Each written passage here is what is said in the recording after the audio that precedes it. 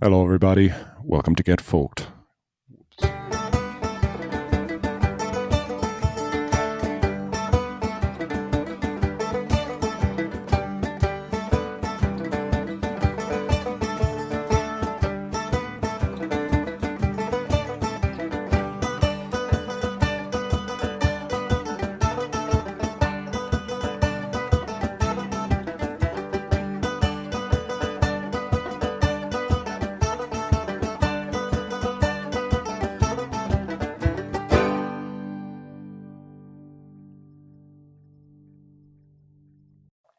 You're on mute, Andy. You're on mute. Damn. Okay. I never usually put it on mute, actually. Hello, everyone, and welcome to Get Folked, a podcast anchored in our love of folk music, but a casual listening podcast at the same time. And we wander into our worlds of Berlin, Limerick, and beyond. My name is Andrew.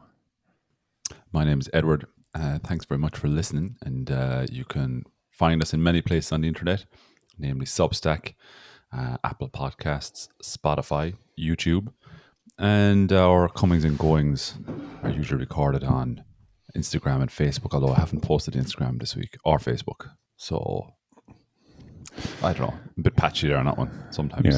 Yeah, well, another thing to note is that while some other podcasts might edit out that little blip at the beginning, we don't. We do this alongside our own lives, saving lives every day. Every day. And then we're not doctors, though. I just need to be clear about that. Just very careful drivers. That's how we do it.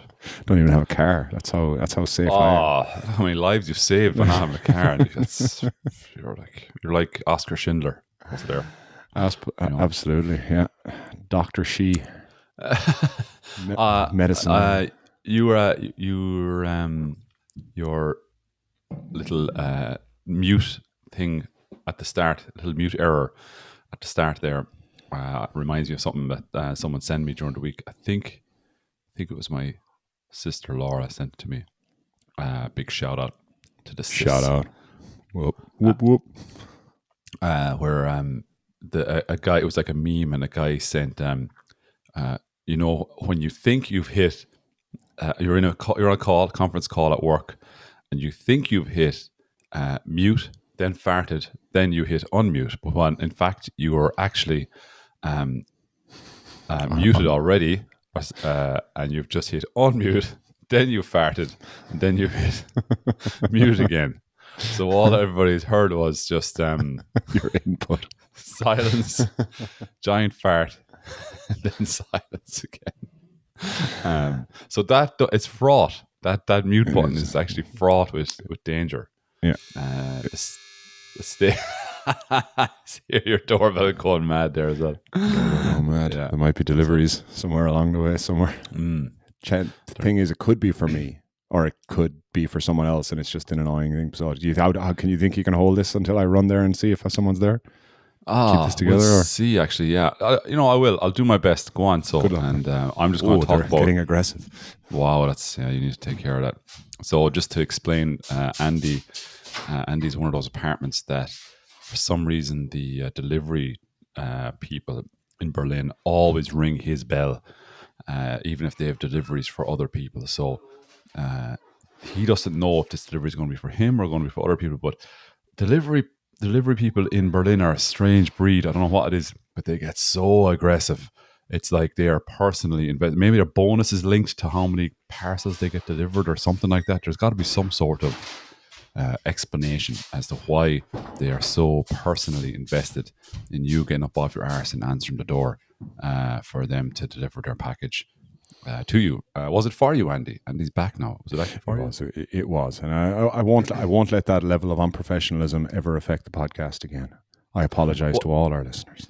You speak about unprofessionalism, but I'm always eating during the podcast, and I sometimes get away with it, sometimes I don't. I'm not going to get away with this one, but they're really nice. I'm eating these like chocolate. They're the type of snack that makes you feel like you're not cheating somehow with the food that you're eating, but you definitely are. Like an oat cake is somehow like corn cake slathered in salted caramel chocolate. Okay, that seems. You tell me that's not a biscuit. I never. Just because there's like corn cake on the back of base. So healthy. I know those. Yeah, they're so tasty. Oh my god. And I'm kind of hungover today, so I need tasty stuff. You know, when you're a little bit hungover. Did you go hard? I didn't go too hard, but I was at a session last night in Westward Ho, and I had a few pints, and so I'm feeling a little bit today. I'm that weird mix of really thirsty, but I also, the only thing that'll satisfy me is a really salty packet of crisps. You know, that kind of contradictory, your body sending you mixed messages, that kind of way. I wasn't too drunk. In fact, I had a weird situation at the end of the night when I was leaving, and I saw other like far more drunk people. I didn't know them. I don't know them, and one of them fell over, and she kind of sorry, I should smile. No, you're fine. But it was a weird fall because she was falling like it seemed like she was falling for ages. First of all, it looked like she was just walking backwards, and then she fell backwards and she hit her head. Now she was okay, she was fine, but she had a bit of a cut on her head. So I first aid. I did. I helped out. Yeah. I don't have any training, as we've established. Not in any way a medical professional, but I did try to help. Which is, I'm a doctor. Get one of those things, those AEDs. What are they for shocking people? Get one of those. Some hot towels and warm blankets. This baby is coming any time moment now. What? Sorry, she's banging. Get back. Forceps. I need forceps. Get those pants off. Me. What are you doing? I'm a doctor, goddammit. I saw this on Baywatch. No, but you did help. Yeah, try to help. But they were all so drunk. I mean, they were so drunk. What age demographic are we talking here? Like 40s. Yeah, and but I think 40s. I'm not sure. Maybe that's so no folly of youth to be blamed. No, just Arthur Guinness, I'd say. Just a midweek session, or there was a party over there. I think it was somebody's 40th birthday over there, a surprise birthday. So yeah, it was good, but it was just so weird how it was just seemed to be falling backwards for ages. And again, it was only at the last minute it became apparent it was a fall. But for 3 or 4 steps, she was now in hindsight, I realized she was actually falling back for 3 or 4 steps. But it looked like, because she was talking to her husband who was in the door, and so she just she was shouting at him to come to the taxi or something like that, and then she just kind of lost her footing. Oh no!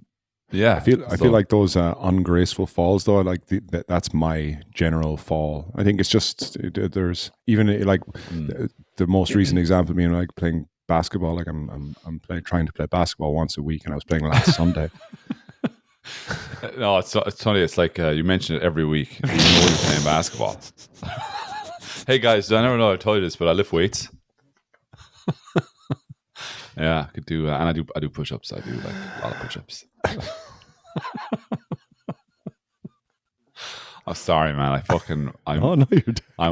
I'm shitty. I'm fucking. And that's the shitty thing to do. I'm sorry about that. I because I don't listen back to the episodes, and I often repeat myself, so I'm glad of it. And but I am lifting weights as well. So that's convenient that you mentioned that as well. Every time you fucking walk around, you're lifting weights, carrying that fat ass around the place. Well, this fat ass had a very slow fall. Last Sunday, I don't know what happened, but the ball went out, and just kind of like you were saying, the fall. I think every time I fall awkwardly, because I'm generally big. Well, generally big. I am big. I'm generally big, but sometimes not. I'm big in a general sense. You know what I mean? Doctor. No. Just be clear. Andy's in very good shape. We jest about this sort of stuff all the time. So, shut the fuck up. He's not fat.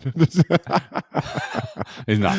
So, anyways, fell down. But I had one of those falls where it looks, because I look like I'm there's a lot of weight hitting the ground with a bang, but everyone came running to me in the basketball. Are you okay? We're going to try to lift you up, and I was like, yeah, I'm fine. It's just me falling. General fall by me. This is how I look. It does not get any more graceful than this. Yeah. So should have been like should have come out with like a real tough guy comment to just say, somebody check if the ground is okay. Something like that. Do you know you look kind of like athletically speaking, you look kind of like Shaquille O'Neal, that kind of thank you. You know what I mean?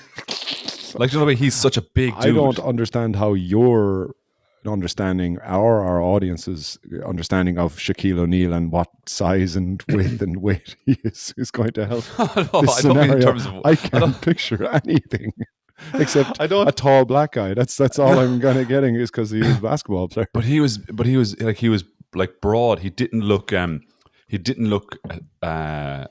know the way you've got like an archetypal basketball player. They look at athletic almost. You know, they look really. You know, they look like you'd expect a basketball player. He didn't look like you'd expect a basketball player to look. He was quite a big guy, and so that's the kind of shape, not shape. That's the kind of I don't know. You know what I mean? I do. Just tired now. Interesting. So tired. Don't fall anymore, okay? Just don't fall. Well, maybe me and Shaq share more things on the court than just our size or weight. At the end of the scoring point average. At the end of the game, one of the guy that's running it kind of said to me, "Is like I think because again we're speaking German. I'm fairly sure he said it got a bit aggressive there. The game was getting a bit aggressive." And I think he asked, "Am I all right?" Like, I was like, "Oh no, I love that," because it was getting kind of physical sometimes as well. Nice. Yeah, it was good fun though. I enjoyed it. Like it's, I don't know why I'm fouling a lot, but I don't really understand basketball and why I'm fouling. I know it's something to do with moving your feet. That when they charge at you, you're not supposed to be. You can't block them unless your feet are planted or something. Of course, I have no intention of really trying to learn the rule. I feel like I have a general sense of the rule. Yeah. And it's enough. That's it. That's all they're going to get out of you. But there's only one person there that's really, like, every so often when one particular person kind of does one of his charges, he just like whatever I'm doing, he goes foul and he shoots, and it's like if he gets it in, it's like he gets the points, but if he doesn't get it in, it's like he gets the ball, and it's and I am going to shout asshole on that. I think he does it a little too much, but anyways, that's, I think God. It's a collective of parents, and I guess there's people from all walks of life. Some are competitive, some are not, and yeah, because sometimes it gets kind of funky with, like, you know, people putting their feet over the line or something like that. You know, because in basketball, when you throw the ball back into the court, your feet have to be behind the line. It's like number one rule, otherwise you give the ball away. Something I learned in my first year of coaching a basketball team. Something that stuck with me was just these American referees here in Berlin, just like constantly going, ball, feet, line. Oh yeah, they would just really shout, line. I have to do American voice, line. Yeah, but anyways, yeah, got aggressive, but it was good fun. Good aggressive. I enjoyed it. Yeah, you like it. You like a good aggressive game. Yeah, I know without. That. And there wasn't any like real. I did get an elbow in the stomach, but I do believe that was by accident. I have to. Yeah. So yeah, falling, and without grace, falling without grace. I think it's a common enough thing, to be honest, Jim. Yeah, I think it's a common enough thing. Yeah, I guess. I just think when you're out though, when you're out and you're drunk and you fall, it's just a bit off. But they were okay. In fairness, the people around her kind of flooded into action as well, and one was getting, and like people got very ingenuitive. So like there wasn't an ice pack available, so someone got like a glove, you know, one of those surgical gloves, and like got some ice from the bar and put up to her head. People got very like, you know, let's do this, let's do that, you know. So like between all the drunkenness. Someone just tightening her arm with a belt and just like, here, I'm just helping out. Just need to find a vein. Just need. Yeah, so yeah, it's good. It was good. Anyway, the session was also very good, and we had almost a full complement. We were missing the concertina player, Niall, but everybody else was there, and we were in the Snug, which is not where we normally play, but because it is 40th birthday party and there was a bit of music, so we were in the Snug playing music, and it was very nice. I would have to say I really enjoyed it. I sent you a few clips there. I don't know if you got them or not, but I do. I have them lined up here. Would you like to hear great. one? Yeah. Let's start with the number one, I guess. A familiar tune to anybody who's heard us play it before.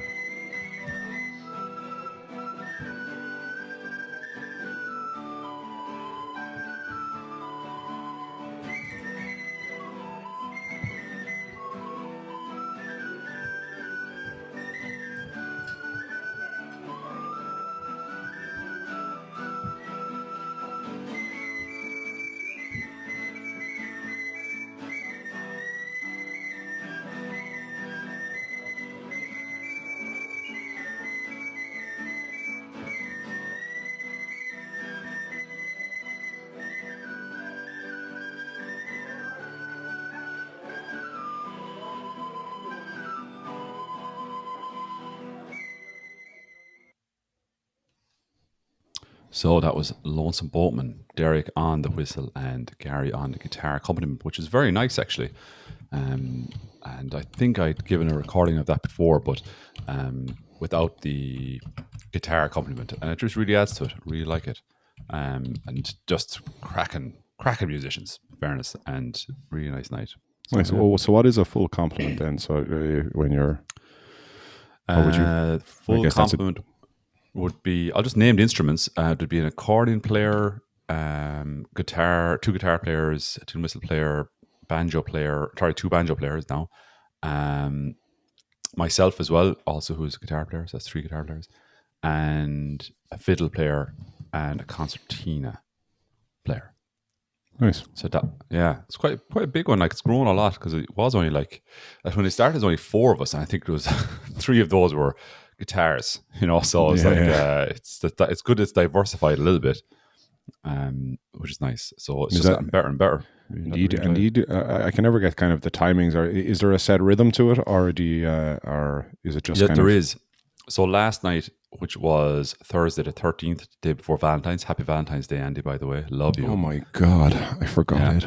Oh my god. Sorry, man. I just opened to those caramel chocolate covered corn cakes and I pretended they were from you. So I'm good. Thanks, man. Anyway, so there is a rhythm to it. We play every 2 weeks. So yesterday, as I said, was Thursday the 13th of February. So we'll be playing in another 2 weeks in the Westward Ho, and it's every 2 weeks after that, and every 2 weeks after that. Actually, we've been asked to play. Oh, excuse me. We've been asked to play at an event as well, on the 5th of April, as a group as well. So yeah, so it's nice. Any details, or is that all hush hush until contracts are signed, or you're waiting for? I actually can't give details because I'm not sure. I'm not sure if it's a surprise or not. So I don't want to give too many details, just in case somebody who isn't supposed to know about it is listening or something and Okay. hears something. Okay. All right. Yeah. So, But you can also book us through the Substack. If you need to reach out to us all. We'll play anything: birthday parties, bar mitzvahs, funerals. Where we are, it's probably our. We would be very good at a funeral. Actually, we would be a very good funeral band. Just Think like about it. a full-on wake band. Is there wake bands? It's like I've set never up heard of around it. That is around the coffin. Such a good idea. Hmm. That's such a good idea. Now, I understand there'd be a level of grief that you'd have to overcome before you allow a group of possibly drunk folk musicians to come into. We need to your house. lay down a couple of markers in terms of like expectations and get Well, the I contract. think when the contract's been signed, here's how you lay out the marker. Insist that there's a keg of Guinness there. And then they'll understand straight away, okay, there's a certain vibe that comes with these guys. They're either booking it or not. Yeah, exactly. If they say no to the Guinness, they're like, guys, we're not for you. This is not the wake for us. We're not the wake band for you. And then I think that would really. It's kind of like the grave diggers. This is kind of traditional for grave diggers to kind of drink while they're digging a grave as well. I didn't know that. Or maybe it was just a warm day. I remember there being a lot of cider. Drink water? All right. I remember there being a lot of cider at a grave digging I was at once. And I don't know, like, I'm sure everyone finds their own tradition with it, but I'm sure also that depending on how it happens or whatever, whoever you're burying, it's digging the grave can actually be a quite a cathartic kind of. I imagine. I was a bit young with the one I was at. It wasn't. I think it depends. I think if you're 6 people digging with a shovel, yeah, but if you're one guy in a little mini digger, it's probably not that cathartic. Well, I think if you're in the mini digger, then you're losing that connection with the earth. If we're going down kind of a spirituality kind of place, definitely, it feels like less of an event. I am committing you to the ground. Fucking hydraulics, they're fucked again. There's fucking root of a tree. It's actually like a coffin of your old dead grandmother. She's a hardy fucker when she's alive. She's fucking a hardy fucker when she's dead. Did you ever? You did dig a grave? I wouldn't say I was digging at it, but I was at the digging of a grave. I think it might have been in Kilbarn, even like near your place. I don't know. There's a memory I can see it, but yeah. And I for some reason the cider, just because I can still hear. I think maybe it's my father calling for more cider to be brought out or something like that for the grave diggers. I'm sure, which is inaccurate. More cider. He just has one of those, those bull mics. The ones who you just press the button and it just goes out. More cider.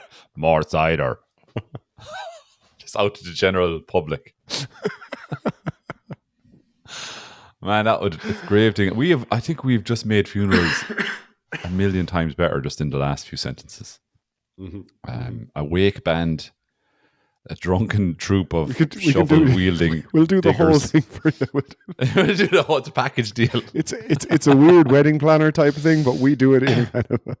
I'm sure it's an experience. It's just an experience. You just have to, I think, you know what, in terms of people that want to plan their funeral, and as in, this is the way I want all you guys to enjoy my funeral.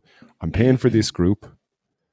They're going to take you all over there, minibus, fucking party bus, just paddy wagon. Paddy wagon. But it's all like skeletons. It's done out like Halloween to keep it like that a full year round, just because we all need to keep in the mood. And then we're busting you out. We're digging the grave together, having the crack with the shovels. Some of the shovels are fucking booby trapped, and it's all you get buzzed every time. Yeah. And you've all, one of the gravediggers has to be the butt of the joke or the runt of the gravedigger. So he gets the shovel with the top worn off of it. You can't dig shit, and then he gets abused every time he goes to try lift a bit of soil. The whole thing, we've planned the whole thing out. We get kind of confused with the concept of the company though, and then the Grim Reaper comes along, but it's actually a stripper.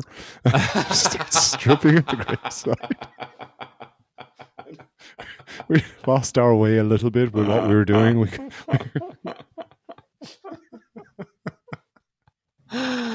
need to reestablish our goals. So we're like, what's our KPIs? KPIs. What KPI is tracking this person taking off their clothes? What we not have got one tall person? Why did we have to get 2 small people? And they get on each other's shoulders inside the Grim Reaper's costume. You want the Grim Reaper to do weird movements, so I think 2 people on top of one can make can do a kind of a funnier bend of the back. If they're both stripping, we're wandering dangerously close to a sex show now. There's 2 of them. You want premium? Here's our price. Here's our fucking price.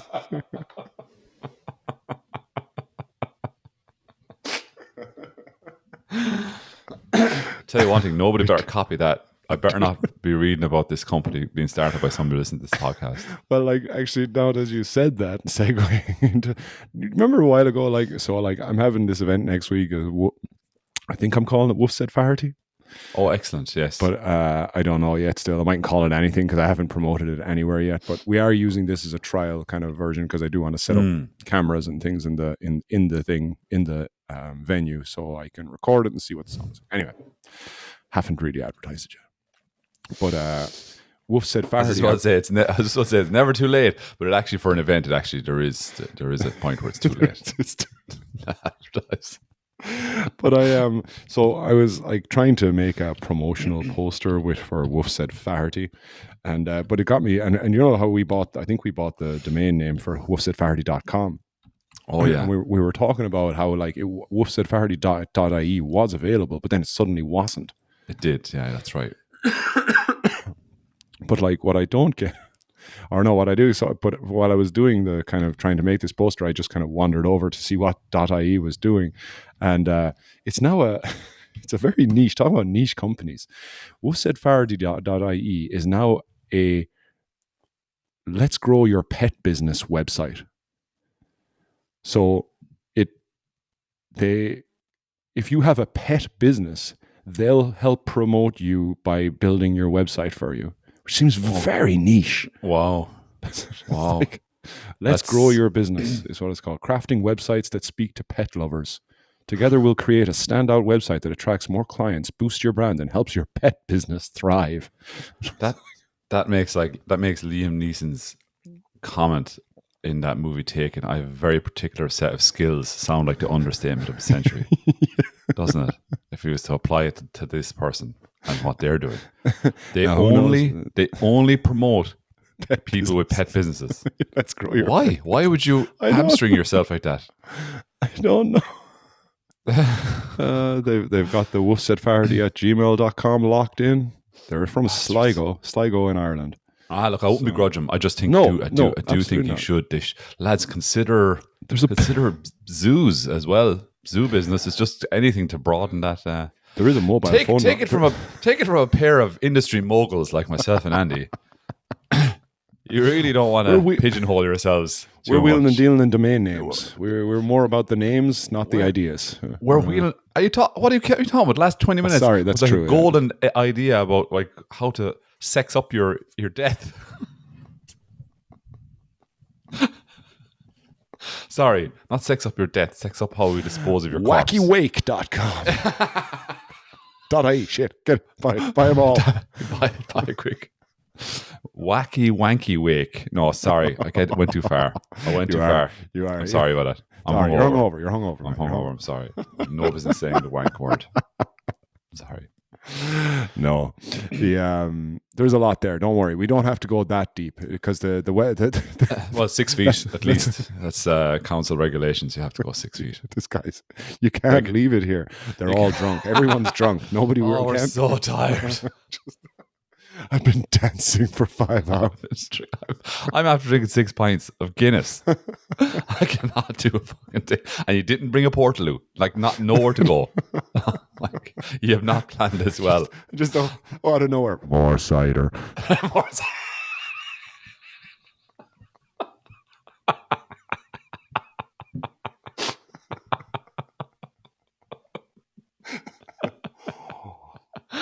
Anyways. So anyways, woofsaidfarty.ie. There's an email address. There's a mobile phone number if you do want to. And again, we are business moguls ourselves, and that's why we appreciate other entrepreneurs taking on the world of capitalism, and we'll take them big, making it rain, day and night. So that was. How's that? Do you want to? We could go keep you. We could keep our listeners in the Westward Ho, or we could jump out and do a little bit of housekeeping, whichever one you want. Oh yeah, let's do it housekeeping first. Have you got some housekeeping? Because I don't. A little bit. Something I want to revisit. Oh.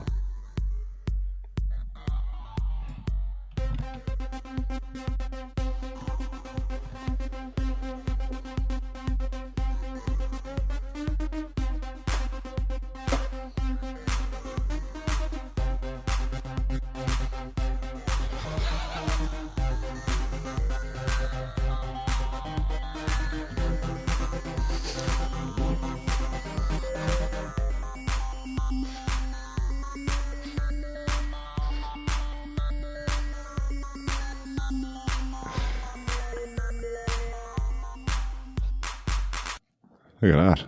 You wouldn't believe the visuals going on here. If you are not watching on YouTube, I advise you to skip to 29 minutes and 30 seconds because Ed will blow your mind with a magnifying glass, a camera, and a hungover face.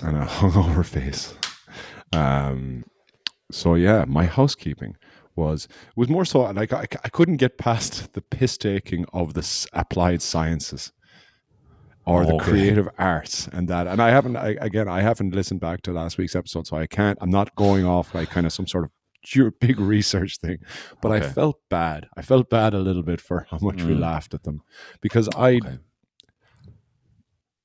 these students aside, I'm sure they're studying some form of science, and people kind of whatever, they understand what they're doing and can play with it. Are they doing that 24 hours a day? I don't know, but has the research that they've done, for example, like the reason I thought of this was two things. When I was working in my old school, there was a parent who gave me like a ton of coloring books and said like, here, like this is these are all is brain scans, and he asked if we could color the brains, get kids to color them in like they're any kind of normal coloring thing, like coloring book, but they're kind of like just weird shapes and things like that. But you can do, what you can do when you take the line for a walk or whatever. And the whole idea was is that these needed to be actually colored in. These couldn't be like the computer can't put colors on these and make predictions that you need kids or whatever it is to somehow it was supporting the research they were doing on some sort of brain cancer or brain tumor or something like that. So that made me think about kind of, okay, well, these kids and these people that are into this stuff kind of probably stumbled upon that because of some other science discovery. This is just a siphoning off, or not siphoning off, but we'll say the runoff. And go on. I'll let you interject. I have a second.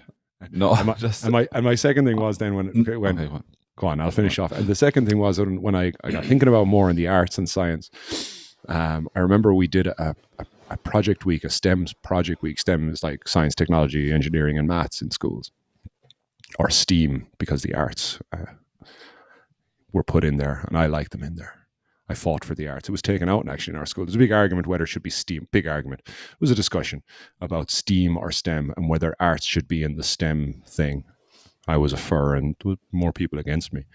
But anyways, a parent came in and they did origami, and they talked about kind of origami and science and how they get a lot of the tools up to space, and how they've used origami to kind of, so the thing about origami and the way it can fold in on each other is used when they're sending a lot of these kind of, and I don't know if it's a lot, but one particular machine called the star shade, and it folds up like origami, so when it gets up into space it can be packed into a rocket and brought up to space and then opened out like a flower, and then it works.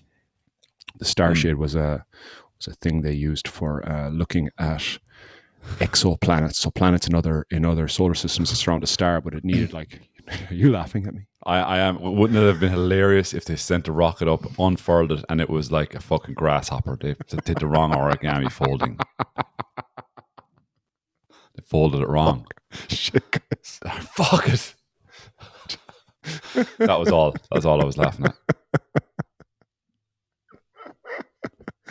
Now, do I know? Sorry, the stargazer I was talking about was like a thing that they needed so they could look at planets further away in the solar system. But because you're looking at a star that's planets that are centered around a star, it shines a light on you. So they put up this thing called a stargazer. It's actually a really cool activity you can do with kids where you can kind of make one of these stargazers. But essentially what it is when you look at the sun and you put your hand over your head to block the shade of the sun so you can see further away. That's what this thing that they sent up into space was, this stargazer thing. So yeah, anyways, so that was my they were my two things. I'm sure there are more, and I know you were just taking the piss, but I was like, I need to go back and defend these applied science graduates. They are pioneers. Pioneers. Well, as you know, I don't know if they're pioneers, actually. That's not true. But they tried really hard, I'm sure. Look, this is not a hill I will be dying on. I can tell you that. Fuck applied science. So, go to hell. I have really strong views about applied sciences and its naming. I don't. I just liked last week, if I'm remembering correctly, there was a bit of visual art going on. Yes. And the visual art was like an overhead projection, real time, from what I understand, overhead projection of inside of a petri dish with some oily substance and some watery substances, and how they're interacting. And that was overhead projected onto a wall behind a musician. And that was it. And so And then when the title official of applied, apology, finally, an official apology from that fucking bastard. and so when the title of applied sciences was given to that, it made me laugh. That I found that the visual and the title put together, and these two guys in lab coats, like in my mind, it was these two guys in lab coats saying that they're scientists, and like no, that was just the whole. That was where my kind of joke about it came. They're probably a lot more a scientist than I am. I can tell you that. But it just is a funny. If they didn't go to medical school, they can't talk to us. That's our bar. Do you drive a car, sir? Well, then you're not saving the lives I'm saving, sir. No, it was. I feel like you attacked me there. That was an attack. Oh no! I won't accept it, Andy. I will not accept that attack. Don't. It was.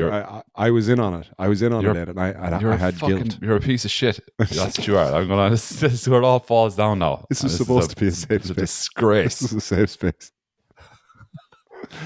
But that's cool about origami, eh? Huh? It is very cool. It would have been. I don't know.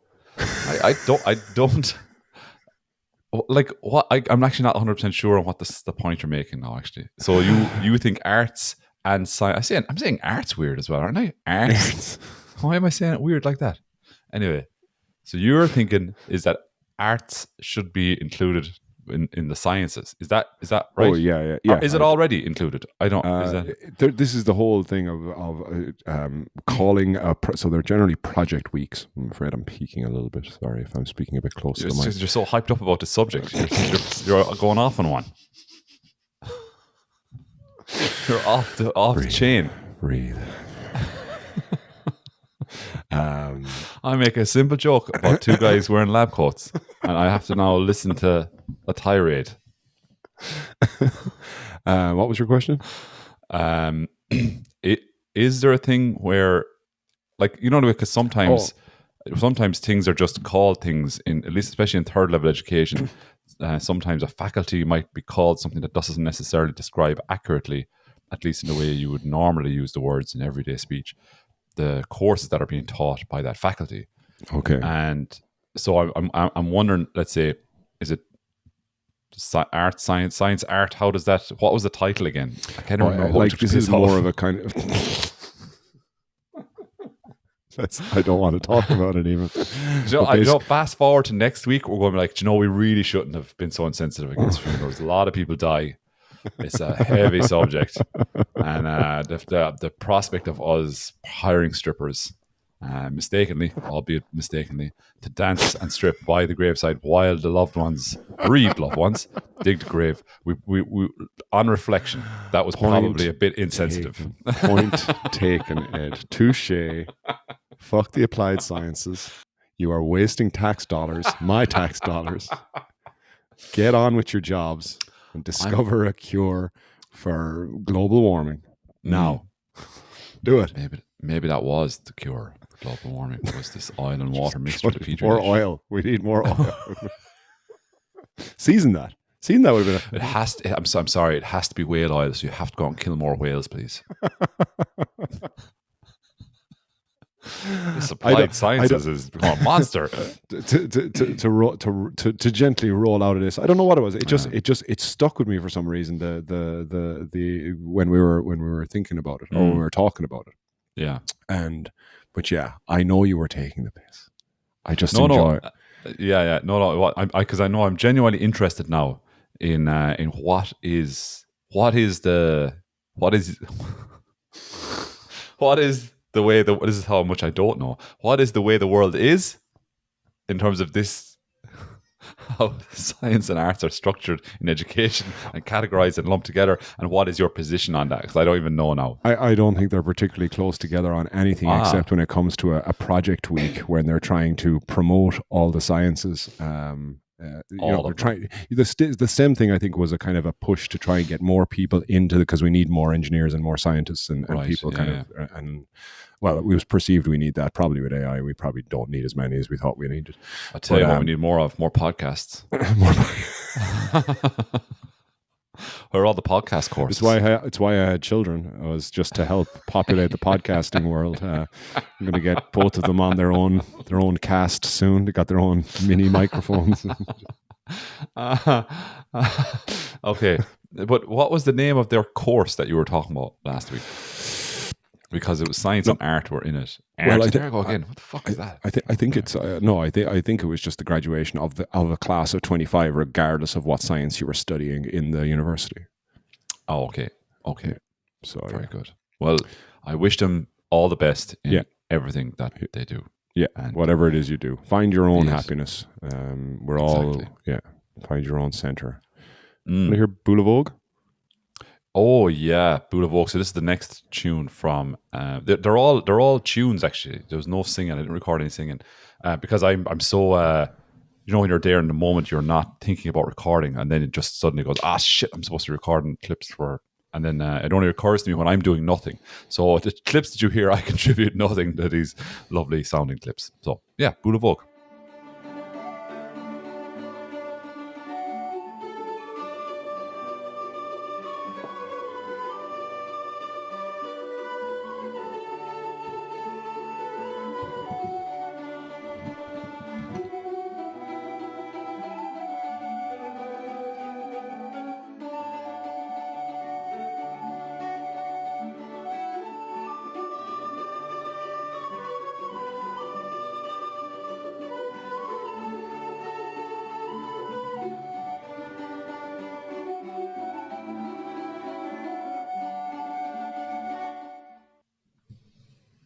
Very nice.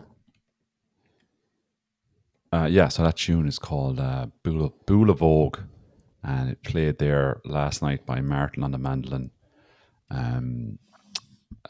Derek on the tin whistle, and Nicola on the fiddle. It sounded very nice. And that Boule Vogue tune, people probably recognize it, or possibly recognize it. There's a version. It started out as a tune back in the day, and then what's his name, PJ McCall. We're talking in the 1890s, I think, put words to it. And so it's an old tune, and the PJ McCall wrote and put words to it. And the words commemorate the actions of Father John Murphy during the 1798 rebellion in Ireland. And but the song is still called Boule Vogue.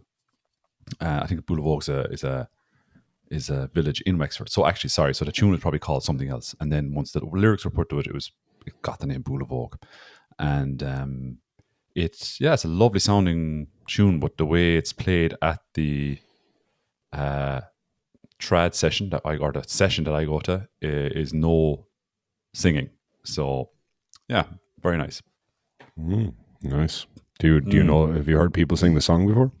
I do. I only heard it sang once, and I wouldn't know it. I wouldn't know the words at all. It's about this priest, this Father John Murphy. Yeah, him and the group of parishioners that he led during that 1798 rebellion. There was a particular detachment of them that I can't remember the name, but they fought, and they fought. I think they earned a few victories, but then they were all defeated at Vinegar Hill, I think it was. Mm-hmm. That was the big defeat there that kind of broke the back on that rebellion, I believe. So yeah, but yeah, it's a lovely kind of melodic and tugs on the heartstrings. It's very melancholy. That's the word. Tune, but nice. Very nice. I like it.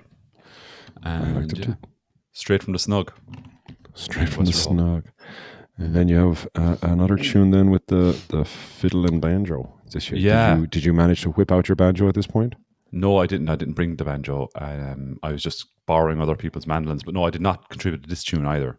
But it's I don't know the name of the tune, and it was if I remember correctly, it was Nicola on the fiddle and Nick on the banjo. So.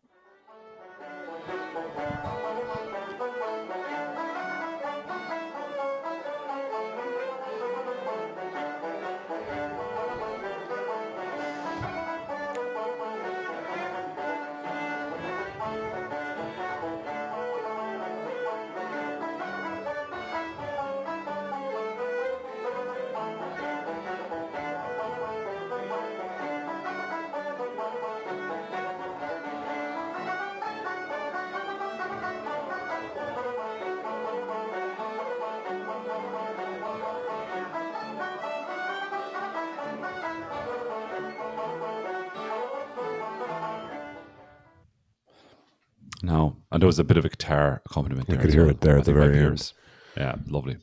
And that was I love that tune. Really nice, but I Nice. don't know the name of it. So It seems like the session is grown into a more of a not more of a, but the trad part is becoming more anchored in it. Like you're getting a lot more trad players. it would be 50-50, I would say.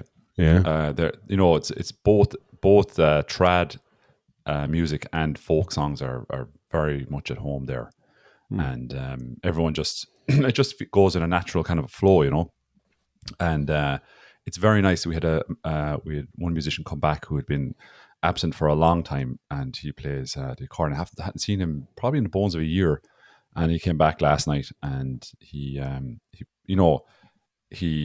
plays his few bits and pieces as well. And he only recently learned the accordion, relatively recently learned the accordion. So, like any of us who are learning an instrument for the first time, you learn your few bits, and to go out and to play those few bits, especially in a group setting and in public, it takes a lot of I suppose effort, and I love seeing that. I love seeing love the fact this guy came back now as well, and actually he's the reason I learned to sing that song Sam Hall. So he learned it, one of the ones he learned was Sam Hall. He learned the air of it, and he played it.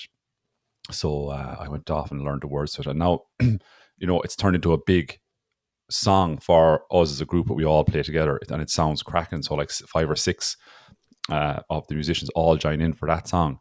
Whereas before, just because it was an air he learned while learning the accordion, and then he brought that to the session, and then it just grew from there. It's really, really nice, and it's a lovely song. Sam Hall, I'd recommend anybody to listen to it, especially when I sing it. I do so well. You get that recording next time. I'd say it would look quite pretentious of me to whip out the phone and go, guys, I'm going to sing a song now. I'm going to record it. By the way, I'm going to put it on my podcast tomorrow. That's how much I think of this version of this song. Well, I was like a makeup mirror. Just see what they say. Just one of those circular lights, the circular lights that you put the camera. Ask them to hold it. Yeah, can you hold that for a second? Yeah, here, you do fuck all during this song. You hold that camera there, just shit all over him.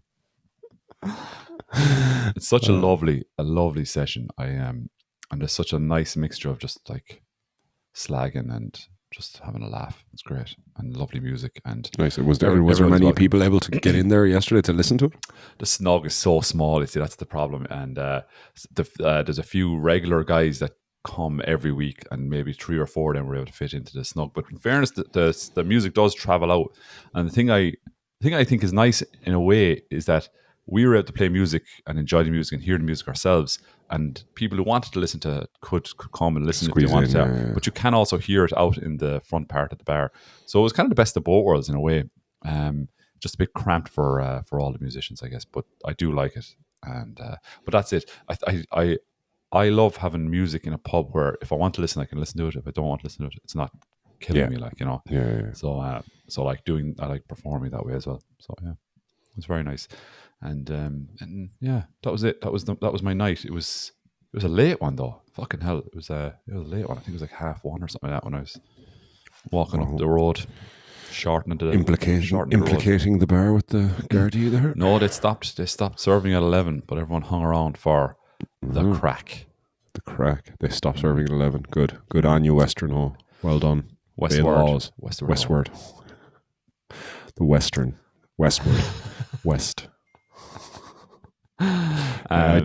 Great pub. I tried to go to a session this week in back down to that place where I heard that Norwegian artist before, because we went down to their 2 for Tuesday. Remember I don't know if I was telling you. Yes. So they have an open mic on a Tuesday, and I went down there at about 7:30 it says to register. So I got down there, I would say around 7:25, and the bar was still closed, but there was a crowd outside it, and I was like, what? Whoa, this is weird. For a sign up for an open mic.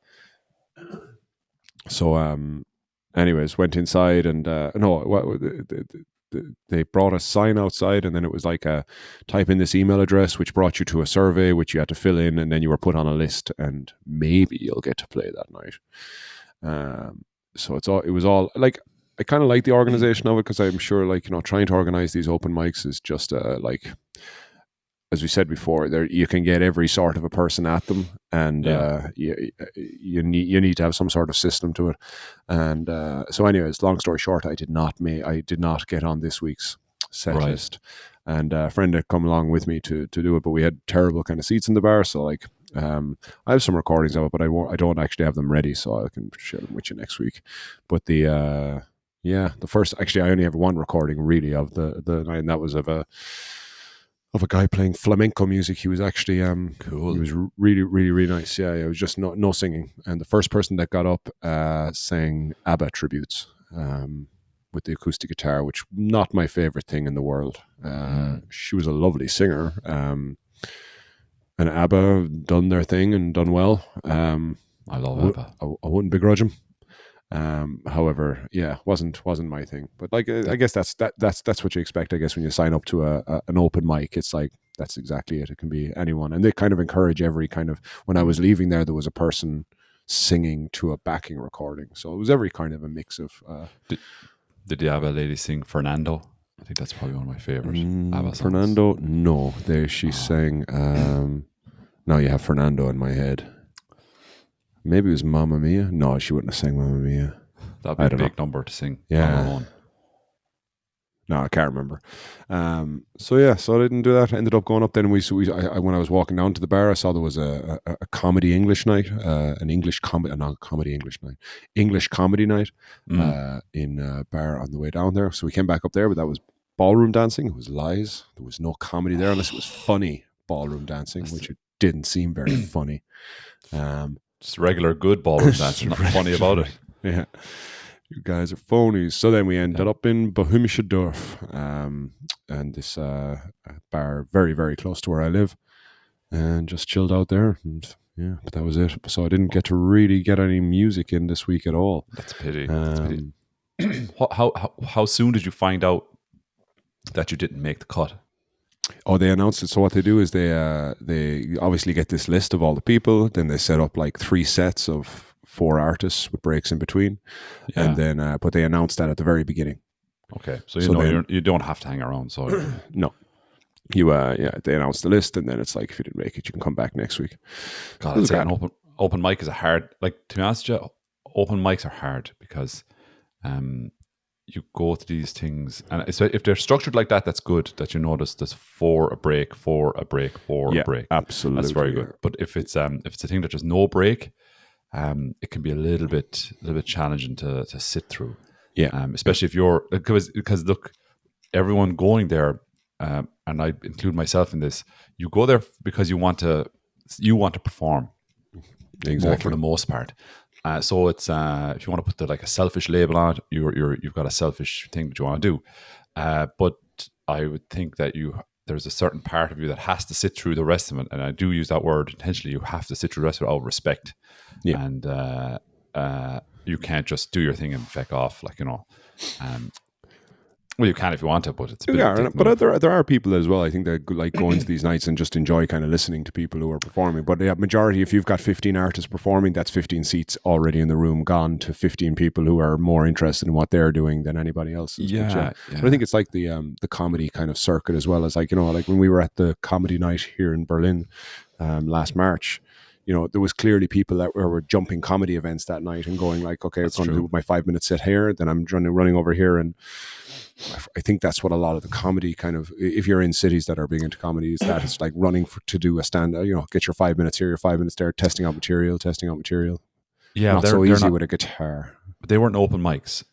That was an event. As in, that was an organized comedy event. It wasn't an open mic. So I'm talking specifically about open mics. True. Or anyone can okay. wander So in. yeah.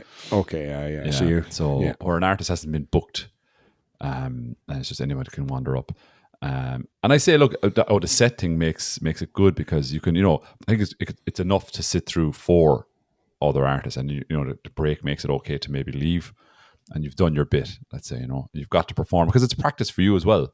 My point is, anyone who's listening to this and because open mics, I think, are something that you should do at least a few times. And then what's the etiquette? So when you're struggling with the etiquette, stay for a few songs at least. Don't just leave.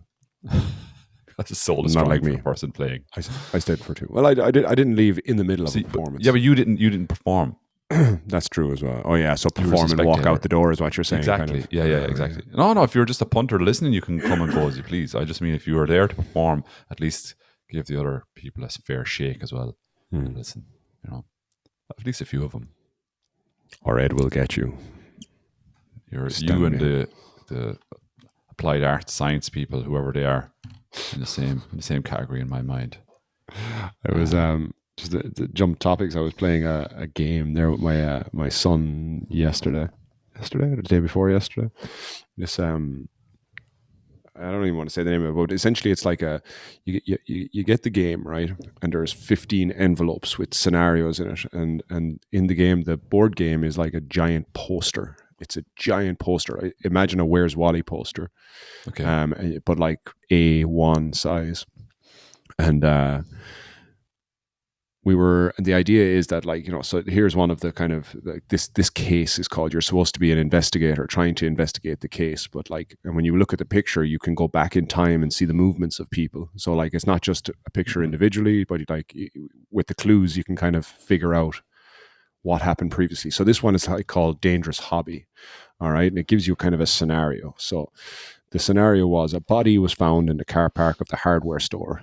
The man had obviously been shot, but no one heard the gunfire. Start the investigation. So the first thing you have to do is go find a car park of the hardware store. So you kind of search this giant A1 poster, really tiny details in the whole thing. Comes with a little magnifying glass, and you start and you start solving things. So as soon as you find that, then you go on to the next card, and you it tells you the next clue. All right. So now this game is 12s. It's 12 and older. Right. And my son is 9. What age are you? I'm 42. I'm Okay. fine. I got You should this. be okay. But but it does warn you that some of the cases, so like all of them, because it's a murder thing as well. It's always someone killed, but they're little cartoon characters, not like real people. But it still would probably pose questions for some parents in terms of the ethical and the responsible nature of it. Anyways, I play with my son. Can I just say at this point, if any of these characters being buried, I know a great burial facilitation company that can provide all of the entertainment. We'll have a blast for all of everything. These. Yeah. Anyway, enough said. Let's move on. So, anyways, we were going through the case, and it was the case of, so this guy was killed, and you kind of find where he was last seen, and then you start going backwards, and you see kind of that eventually when you go back through the story, you see that the character had taken pictures of someone in a park. So like his character, it's getting seedy. But it didn't get challenging, and I feel like now I've hit the point now, because this is like a 4-star, which means it's kind of, it can have themes that are not, you want to check it, and then there's a 5-star one which I haven't looked at yet, because I kind of like solving these things as well. So sounds good. So, but anyway, it's like we found what hobby was the guy doing that got him in trouble. All right. And then we eventually found the guy that was killed. He was taking pictures of 2 people in a car. And when you look at the picture in the car, it's the 2 people kissing. And then, so I'm there with my 9-year-old son. It's like, in a dark car park, Kurt spotted a rendezvous between a well-known city councillor, Bruno Brown, and an escort. And I was just like, oh no. As an enthusiastic photographer, he had his camera with him and quickly took a few photos. And of course, you can imagine what comes next. It was like, what's that? Oh my God. What's an escort? How do you? Anyways, I don't think I lie, but he's taking. I think I avoided what the definition of escort is, and I just said like, oh, the man's after catching him, he's kissing someone, but it's not his wife. It's not the person he's supposed to be kissing, and he's after taking pictures of them, and he wants to talk to. I guess given the concept of blackmail and the concept of people catching people doing something wrong, the ethical thing of doing something wrong, but then catching someone doing something wrong can maybe provide financial benefit. But also the nobody likes a tattletale. You know? Just like just really muddy the waters for him. Nobody likes a telltale. I kind of do that sometimes though as well. Trying to talk, you try to teach them the kind of, yeah, that person did wrong. Like, has it done anything to you though? Do you need to tell anyone? Like, is it Yeah, affecting you? Is there yeah. danger anywhere? No, then just leave it. Then something like, especially they come up and start telling me that they found sweets wrappers underneath the bed. I'm always getting that one. Where it's like, Dad, I found this under the bed. It's just like, well, who could it be? Let's go through the list of suspects that we have here, and you've pretty much discounted yourself here by the discovery of the.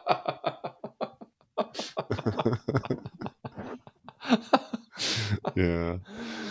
I take a little issue with the game's description of what the photographer was doing as a hobby. I mean, just he's put in the same category as like bird watching or golf, going around perving on people with a camera. It's a dangerous hobby, all right. Dirty perv. It was actually the exact clue was, where does the victim most enjoy spending his time? Which, Yeah. what? In his own pants. The dirty beggar.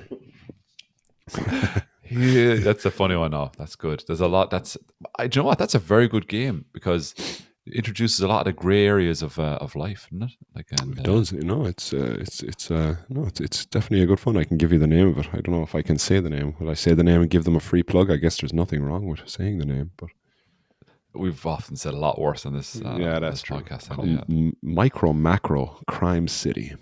Nice. Micro crimes. Did you buy it online or where did you get it? He actually got it from a birthday present from another kid. Nice present. Yeah, excellent present. Oh yeah, it's they're really great. There's like they come in little like envelope. Each case comes in an envelope, and you can kind of you can really have a lot of fun kind of reading out the cases. Like, for Seamus and that, like, it's even good like for the younger one because it's like, you can change the narrative a little bit because he can't read yet. So yeah. A person was found sleeping in a car park of the hardware store. He had got sleeping tablets, taken too many. The man had obviously gone to sleep, but no one heard him fall. Start the investigation. Just cuts to a scene, and it's like him in a bedroom wearing nothing but an apple in his mouth. Pulp Fiction style. And he really went to town on the detail of these cartoons. Yeah. I never put my phone on silent. I think it's beeping away there. And between Amazon or between deliveries and phones popping, we've fallen apart. We've let the side down a little bit, but that sounds like such a nice little game, man. I really will give it a look. I think because just for the comic effect, I think of all the questions that it would raise. Absolutely, but it's excellent that in the way that you, in a game sense as well, the way you can kind of, so 3 or 4 people can be looking at it because you're all searching, and you'll find a point in time of the investigation, but it mightn't be the point where you are, but you can start kind of taking note of what happens. So you start following a person's movement, and like one of the characters might move into the subway, like, which is called the S3. So you have to go find where the S3 comes out and then find their movements again in the next place. And yeah, it's a really, really nice game. Cool. Real nice. Nice. But that's about the height of... Yeah, have you got planned for this week coming? Any music? We're supposed to be playing. We're playing the unadvertised Wolf's at Farty gig this coming Wednesday. Hopefully, we'll put something out on Instagram and Facebook, and hopefully, definitely. Once I get, I'm just waiting for the design team. See, it's a catch-22 for me. It's like I'm shit at designing posters. Yeah. I share my designs with the people that I know are not designers because I know they won't be so harsh and comically critical of me. But they don't get back to me then with feedback because they have nothing really that they're going to offer. But I can't offer it to the people I know who are into design because of the abuse of the stupidity of, are you seriously using that font? Do you want people to go on it? All that. And I don't think I sent it to you yet. It's quite colorful. I took a screenshot of actually Faherty, which I don't know if that's okay, but I guess it's not a money-making scheme yet. Yeah, so it's got a 70s kind of look to it because those colors in Wolf's at Farty is very kind of that kind of thing. So I found a 70s text font, disco font type thing, and the Bee Gees. Exactly, it's pretty much a Bee Gees font that I found, and So I've got one feedback so far, which is wasn't a raving review. It's knocked me back. I'm not going to lie, it's knocked me back a couple of steps in the production of this advertising poster. But I'm not letting it hold me back. Well, I am letting it hold me back. Actually, that's what I'm talking about. But A couple of steps. back in nappies. Yeah, I think just put out the poster, Andy. Just don't consult anyone and just put it out. That's true. Actually, yeah. So it's just important. But I'd say this will be a pure Hawk and Twang or Hawk and Twang Berlin gig. The person that I had playing with us is unable to do it now, and I just don't want to start rushing in to get someone. But as I said, it'll be a nice opener to this kind of styleless format of moving on from the kind of Get Folked format that we had in Madonna Bar. Now this will be in association with Get Folked. The people of Get Folked bring you. So wait, so you I don't know what I'm doing. I haven't thought. So you had somebody coming to talk to you and play their music and talk to you a little bit about education and things like that as well. I've abandoned the education kind of thing and just kind of leaning into kind of a general let's wolf set party. Okay. And so what's the format? So you haven't so the format hasn't been okay. I see I'm intervening at an early stage here, so you maybe don't have the answers. So the format was going to be kind of the same. It was going to be us playing a little bit, visiting person playing a little bit, chatting a little bit, other person plays a little bit. That person plays another song, we finish off a set, and then it turns into kind of my attempt at what might be an open mic type thing, but with 4 or 5 artists and not and then if people want to hang around, because that bar, Posh Tekel, has its own back bar, people can go back there and sing all the songs they want and just kind of, it can almost like a session rather. But that's the thing about going to an Irish folk session or something like that. There seems to be a protocol, but trying to bring in different people that are playing different kinds of music and have different ideas. Yeah, I guess I don't want to referee that. Okay, but maybe I'd like to try at least. So that's my plan. So that's the 19th of February in Posh Tekel on Flügerstraße in Berlin's Neukölln district. Okay. And please come and join us. It'll be a nice night. And then we're playing again on the 17th of March, and we will have someone playing with us. And of course, it's Paddy's Week or Paddy's Day. You'll all be on holidays there that Monday in Ireland, and we'll keep the flag flying here in Berlin in terms of our presence. Nice. Nice. Do that. And so this episode will be available. We're recording on Friday the 14th, as we already mentioned. Valentine's Day. Happy Valentine's Day, Andy. And this episode drops on the 17th. So you guys, that Monday the 17th. So you're playing that gig on Wednesday the 19th. So if you're listening to this on Monday, your gig is going to be on the Wednesday. Where did you say? Posh Tekel. Posh Tekel. Nice. That'll be good. That's the crack. What time is it kicking off at? 8 o'clock. 8 to 9. I plan strict time frame of 8 to 9. Do you think you'll ever get to a point where you could be live streaming some of these things? That would be cool. I think, I'm open to any ideas, but right now it's about just actually getting cameras in there and trying to figure out what it will look like from a couple of different angles, and the sound as well is something I want to test out as well. Yeah, and what the recording is going to be like. So it'll be fun. But we'll be there. The Hawk and Twang crew, so myself, Alex, Kyle, and Pauline, banging out a couple of our own songs and a couple of our own classics. And so if you're just looking for a nice bridge day, this Wednesday shall be it. Cool. That'll be exciting. I myself am going to. So it'll have happened after this episode goes out, but I myself am going to the album launch of Sean Mulrooney tomorrow night. It'll be Saturday the 15th up in Dublin, in Whelan's Bar. I am confident it was a good gig, speaking to you people in the future. Just take my word for it, it was good. You'll also speak to them in the future as well. So. Yeah, but I don't have to wait a full week. It was fantastic. I'm just going to tell them now it was good, even though it hasn't happened yet. So the bus ride home, on the other hand, might be. Are you getting a late bus? Are you trying to get up and down on the same night? Trying to get a late bus, yeah. And let's see how that goes. That's the only potential fly in the ointment. if there's a toilet on the bus, you're doing all right. And I think most of there's them come not- with toilets. And if there's not, If there's not, it's gonna check. It's gonna test all sorts of elasticities. and out over the intercom, all you hear is more cider.